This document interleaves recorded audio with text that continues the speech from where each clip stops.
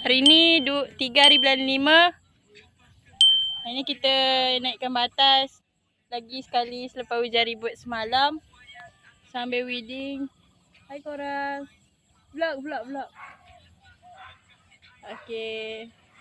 Ni batas kita orang. Batas kita satu je.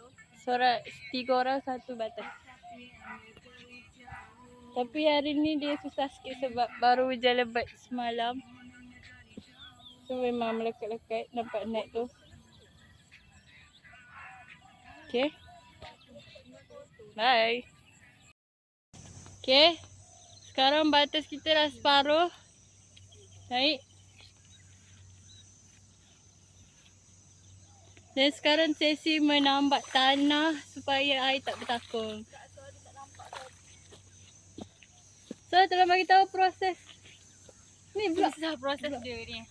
Kalau nak tahu adik-adik akak-akak nak tahu cara senang je untuk kita tambak ni. Tengok dekat sini nampak tak dia macam bertakung. Jadi macam mana cara kita nak menambak dia, kita kena tambah air. Cari tanah. Cari mana-mana kecuali dia bukan batas kita, okey? Okey, kita ada tambahan orang Uda. Kamera sekarang Uda tengah dalam proses mencari seekor cricket. Dan ni vlog dia, aku masuk YouTube. Cricket mall. Okey. Batas dah separuh. Ni nak balik ni. Jadi kalau nak tahu cara untuk mencari cricket mall dengan lebih detail, boleh layari website. Boleh swipe up.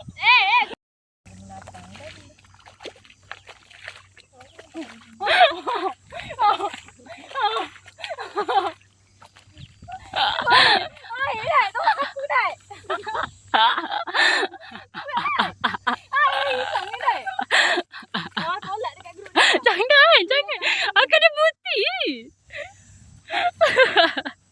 Tapi jangan dekat apa-apa, kita orang buat kat sini.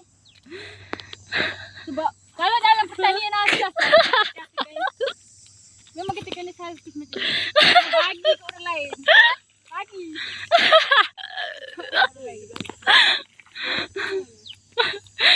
Kru Aliza. Okay, swipe up.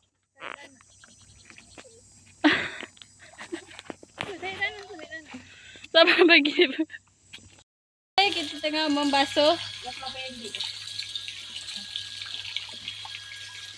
Yeay.